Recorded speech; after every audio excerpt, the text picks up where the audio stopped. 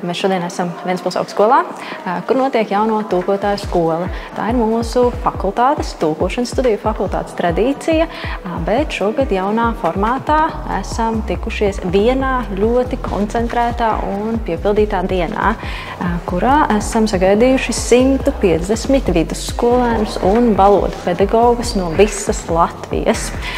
Šodien būs nodarbības gan skolēniem, kopā ar pedagogiem, gan arī atsevišķi. Tāpat gan pedagogi, gan skolēni tiks uzticēti mūsu studentiem, un studenti iepazīstinās gan ar sevi, gan ar studijām, gan ar pašām augstskolas telpām.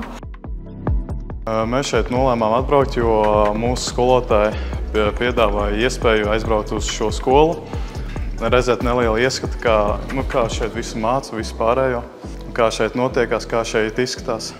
Tā kā es mācu padziļinātā kursa angļu valodas skolēnus, un es teicu, jā, kāpēc gan ne, uzrunāju skolēnus un piedāvāju šo iespēju, un tiešām brīvprātīgi viņi pieteicās un arī uzskatīja, ka tas varētu būt kaut kas interesants ārpus skolas.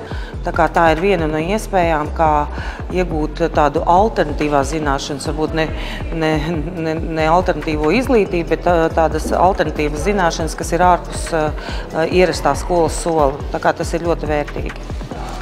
Un atbraucot, jā, mēs sapratām, jo ļoti jauka augstskola. Jau lejā, kad nolikām gardrobē drēbītes, jau bērni saka, jā, šitien labi izskatās, šitien jau varētu mācīties ļoti mājīgi un amulīgi.